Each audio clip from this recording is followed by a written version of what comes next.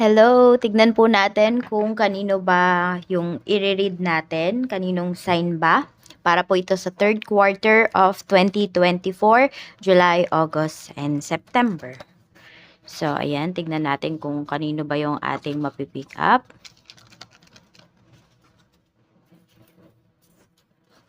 Yan, so hindi na ako maglalagay ng music dito sa video natin. Okay, kung natapos nyo to, edi meron kayong gift sa akin sa dulo ng video na to. Pero hindi siya gagana kapag nag-i-skip po kayo. Alam mo yung inaano-ano nyo, pina-fast forward nyo yung video. We have Cancer. Ayan, happy birthday Cancer. So, birthday season mo ngayon kung kailan man ito mapanood. Okay? Pero ngayong ginagawa ko yung video na to ay birthday season po ninyo. So, happy birthday at meron na din yung ano ninyo, available na din yung inyong birthday reading dito sa ating channel. So, tingnan po natin ano yung mensahe. Spirit Guide, kamusta ba ang third quarter ni Cancer? Cancer, Sun, Moon, Rising, and Venus. We have, ayan. So, parang lagi ang lumalabas ngayon sa energy po ninyo. Parang yan din yung lumabas kanina. If I'm not mistaken, sa daily reading ninyo ng June 27. Wants you back. Ayan po. So, pwedeng meron dito. Meron ba kayong gustong bumalik sa life ninyo or yung dating mga ginagawa po ninyo, pwedeng nami-miss nyo na? So, ayan po yung parang energy pagdating sa third quarter po ninyo. May mga bagay kayo dito na maaring ayaw po ninyong pakawalan. Meron kayong mga bagay dito na gusto ninyong bumalik sa inyong buhay. Ayan po. Meron siguro dito yung parang before, nagwi-wish kayo, sana mabago yung buhay ko, sana iba naman yung ginagawa ko. Pero nung binago naman, okay, bigla namang nagbago yung life ninyo. Ngayon naman, meron naman kayong gustong bumalik sa buhay po ninyo. Gusto nyo naman na yung dating buhay po ninyo. Pwedeng yung mas simple, mas masaya kayo, mas kontento. Or madami ba, ano ba, parang basta simple. Simple lang yung nagpapasaya sa inyo, simple lang yung nagpapangiti po sa inyo. Tingnan natin, ano ba yung mga energy. Spirit Guide, energy po ngayong third quarter for Cancer. So, we have the Lovers. Ayun nga. Meron talagang tao dito. Okay, ang tinutukoy dito is pwedeng relationship. So, meron ba kayong gustong balikan na relationship? Meron ba kayong gustong maayos dito na relasyon? So, pwedeng ito ay relationship mo with your family, relationship mo with your hubby, with your wife. Ayan po. We have the Lovers. Yan yung energy. So, pwede po na makatagpo din kayo ng mga bagong kaibigan ngayong third quarter na ito at pwede rin naman na mas maganda yung mga samahan, yung mga relationships na makabibilangan po ninyo. Nabibilang, ano, tama ba? Makakabilang po kayo, ganyan. Blockages. Ano ba yung blockages? Ngayong third quarter para sa'yo.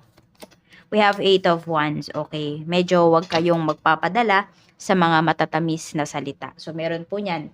Mga tao sa paligid po ninyo na ang galing magsalita, parang alam mo yung magaling mag-sales talk. Kaya mag-iingat po kayo. Meron kasi akong nakikita dito, hindi talaga totoo sa inyo. Okay, pag nagsasalita yung taong to, mapapaniwala ka niya talaga, pero wala naman palang totoo doon sa kanyang sinasabi. Tingnan natin. Okay, strength naman. Ano yung strength? We have 2 of Swords. Ayun. So, nakakaramdam. Malakas kang makaramdam ngayon.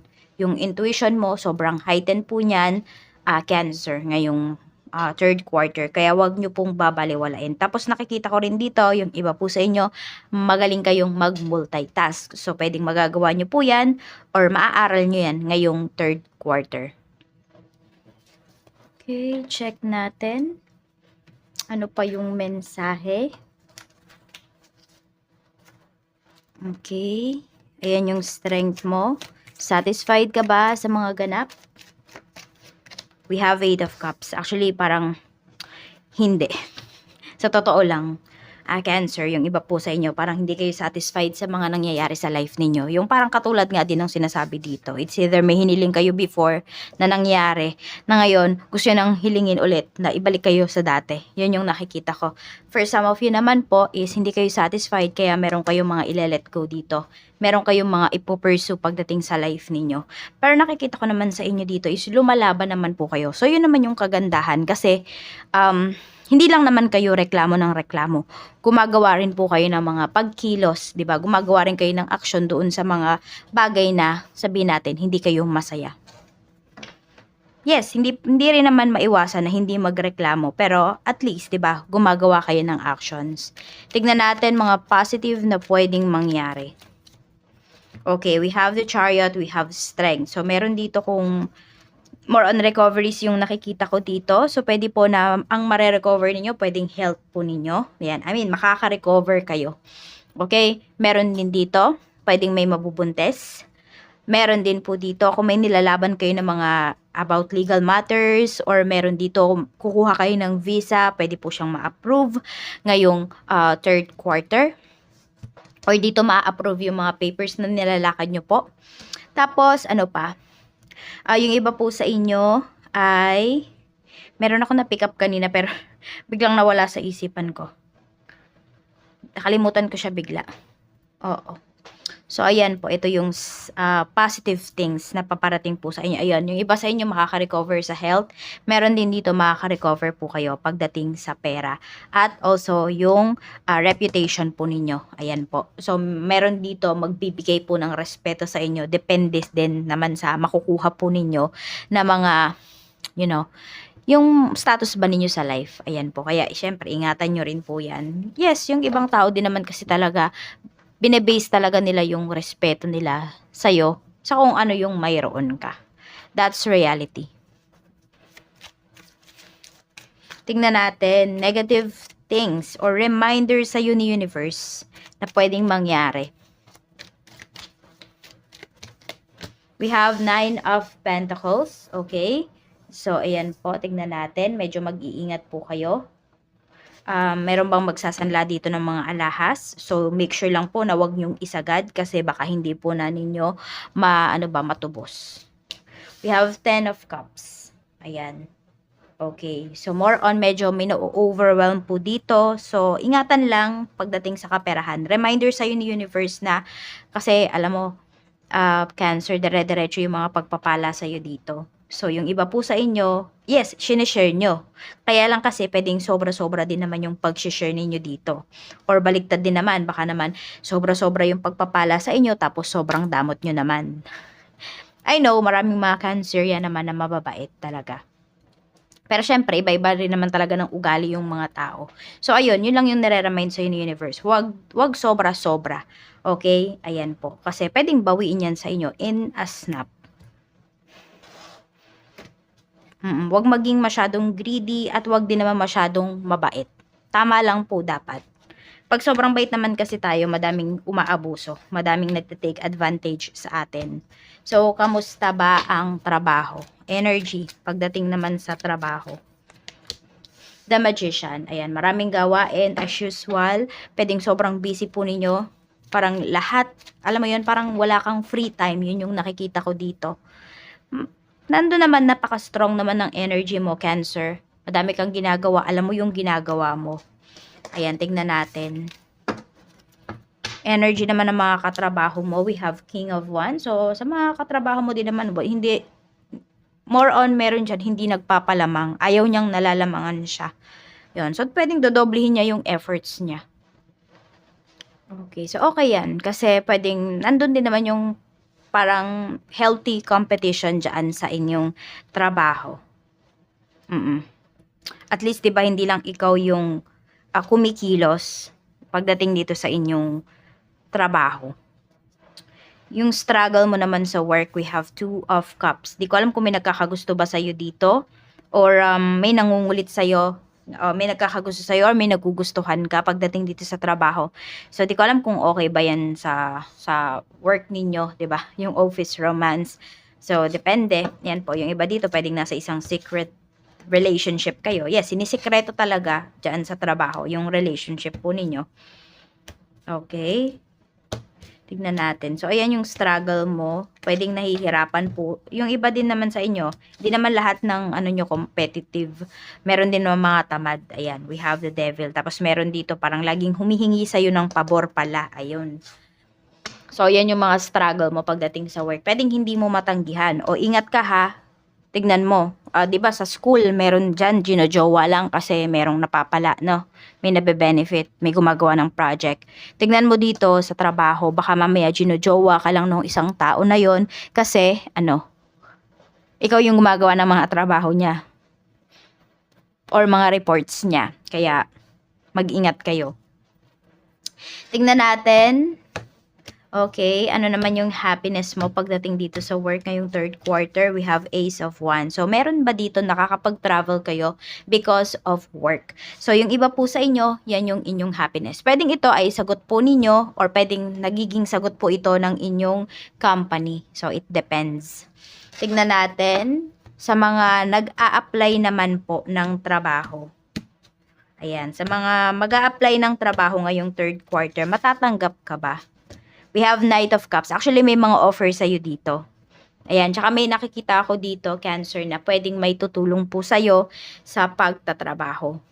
Nasa sa inyo yan kung kayo ba ay magiging mapili or i-accept po ninyo yung tulong na marireceive ninyo or kung ano man yung darating dito na trabaho. Sa mga magre-resign naman po, tignan natin. Sa mga magre-resign, we have Three of Swords. Nagdadalawa, nagtatatlong isip yung iba sa inyo. So, hindi po talaga kayo sigurado. Bakit? Pwede kasi, Cancer, yung iba sa inyo, hindi talaga kayo prepared. Okay? Ibig ko bang sabihin is, pwede po na nadadala kayo ng emosyon po ninyo. Ayan. O yung iba naman dito, matagal nyo nang gustong umalis, pero wala naman kayong malipatan. So, pag ganyan po, wag muna kayong mag-resign. Pag-isipan nyo muna talaga or ihanda nyo muna yung mga kakailanganin po ninyo. Pwede rin kasi yung iba sa inyo, hindi rin sapat yung pera ninyo. Kaya ayan medyo meron dito, nagtitiis na lang talaga. Gustong mag-resign pero hindi makapag-resign. Tignan natin, energy naman ng iyong family. Spirit guide, kamusta po ang energy ng family ni Cancer? Tingnan natin, energy ng family po ni Cancer, Spirit Guide. We have 7 of Wands. Okay, so yung iba ba dito? Pwedeng nagtitipid yung family mo, yun yung pinapakitang energy. Tingnan natin.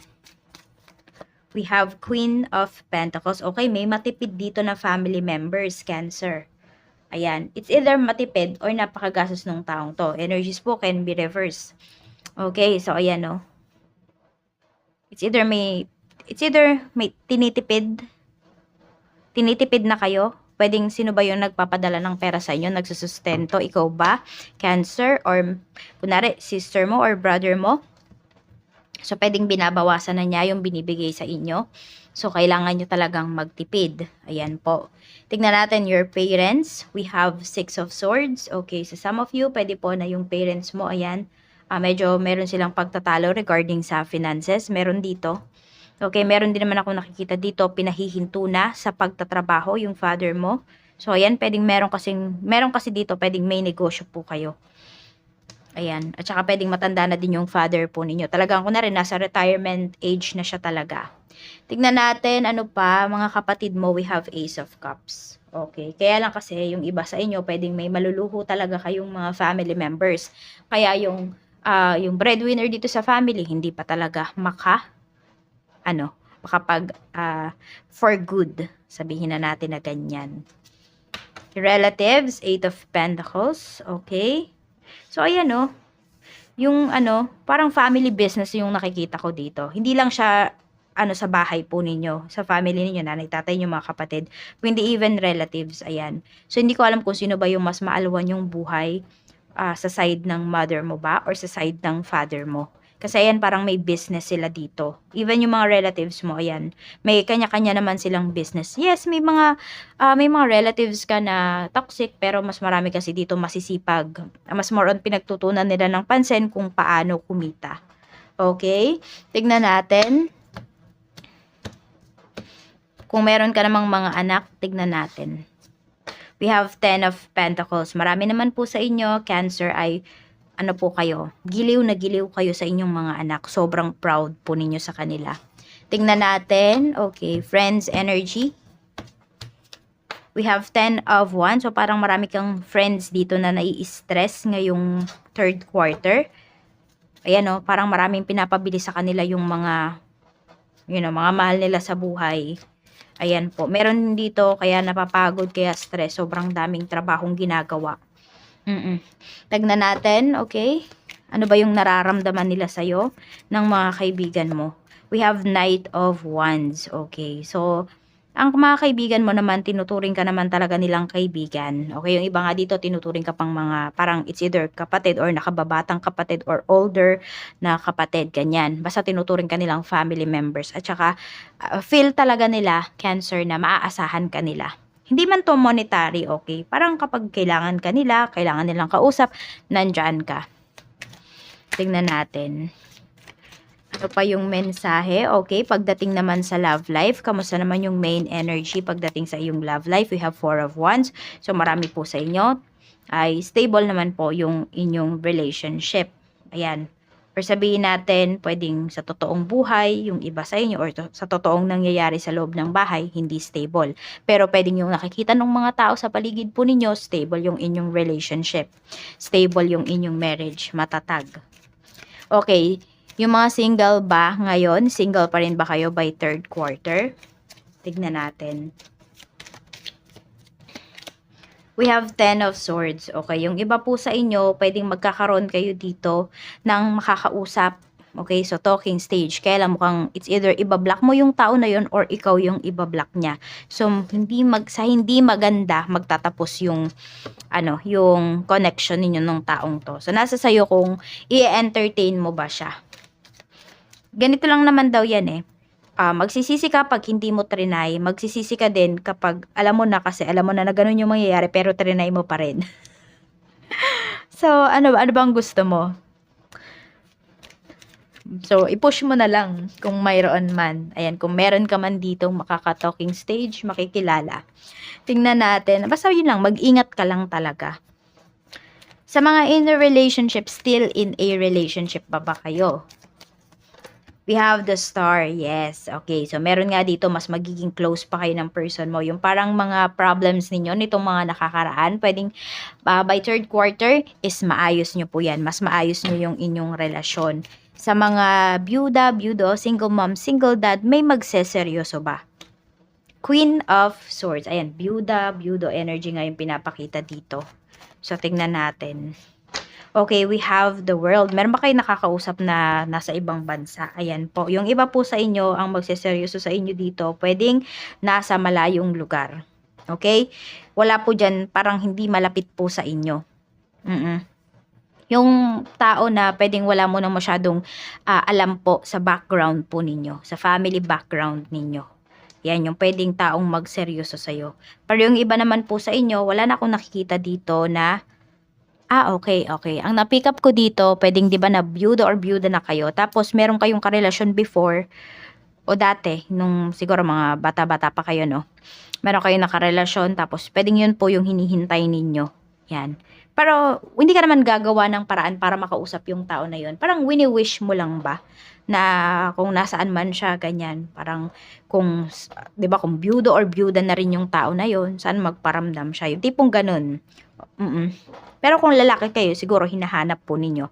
Ayan, baka sinesearch ninyo yung name sa Facebook.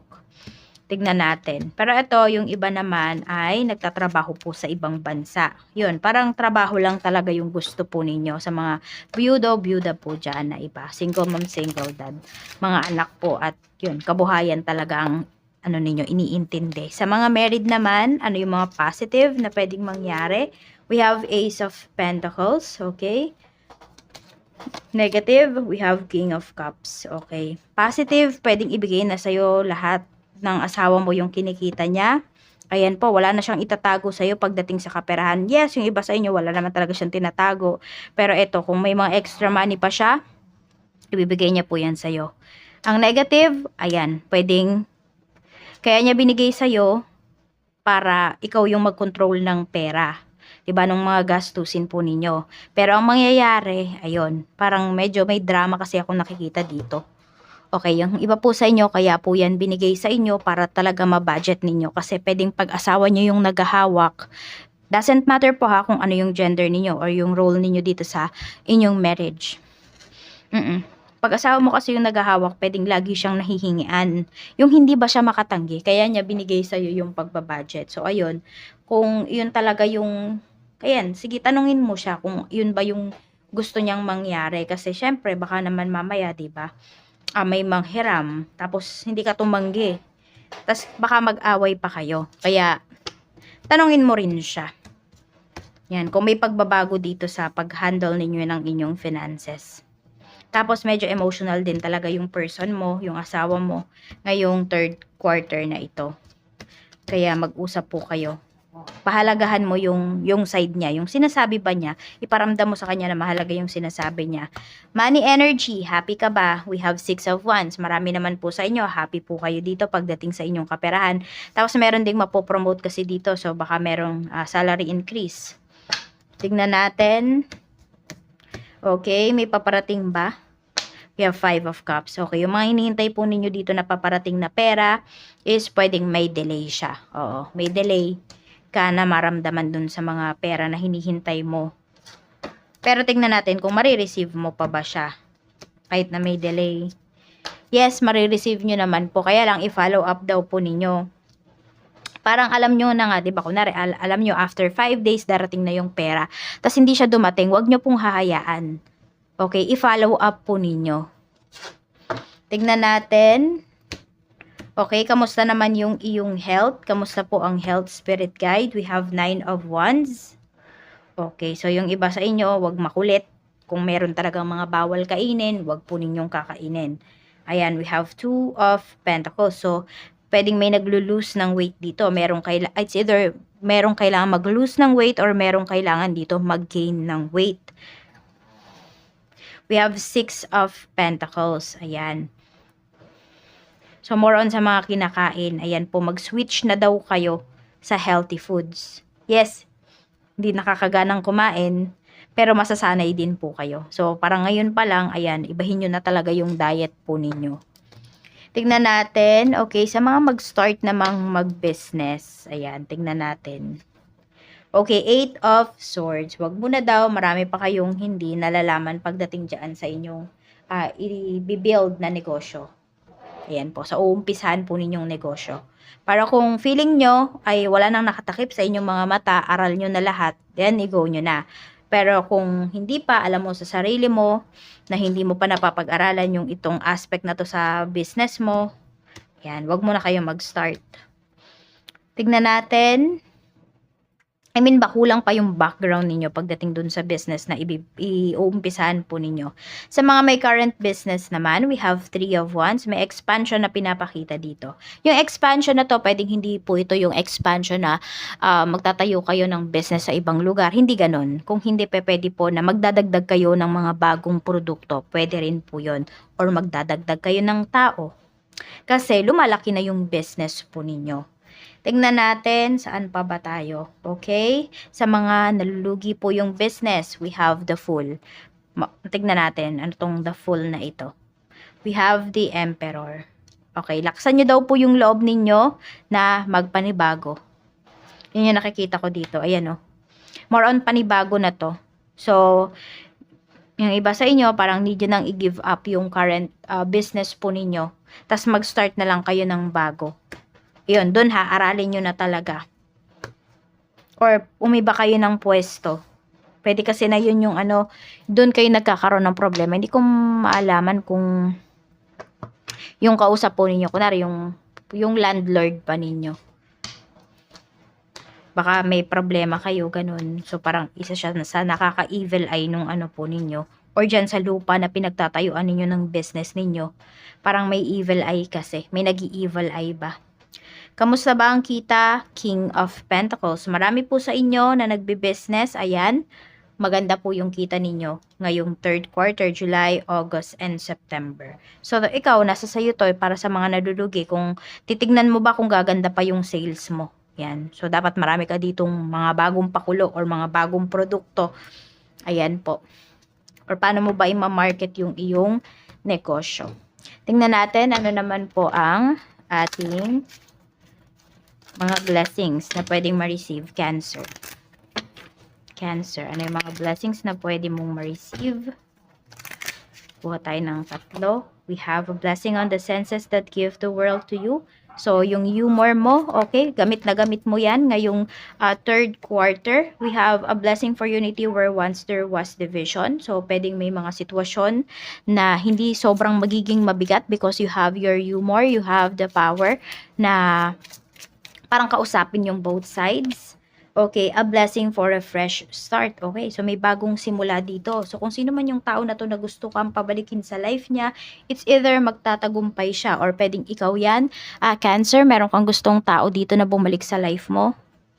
Pwedeng bumalik yung tao na yon. So mag-wish na po kayo dito sa ating wishing candle. Sabi ko nga hindi ko na to lalagyan ng ano yun? ng music kasi na copyright tayo. So, ito po, 7, 37, and 34. Yan po yung iyong lucky numbers. At, ano talaga, magsuot kayo ngayong third quarter ng mga yellow na damit, egg yellow, golden yellow, yung mga ganun kulay. Ayan po. Nasaan na yung ating ano? Hanapin ko lang yung ayun. Lighter. So, ayan po, mag-wish kayo ng mataimtim dito sa ating wishing candle. Meron po yung Latin prayers. Huwag nyo na pong i-type sa baba yung wishes ninyo kasi pag tinatype nyo kasi nai-evil eye yan. Kasi di lahat ng nanonood sa atin dito positive yung energy. Okay? Just a reminder.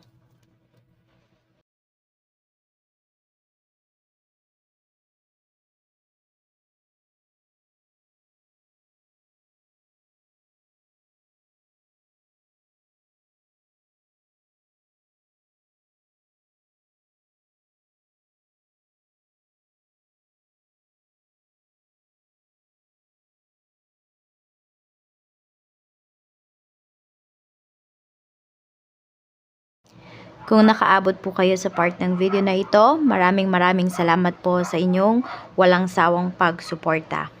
And lahat ng wishes po ninyo ay matutupad. I-seal na natin ang wishes mo. Ayan.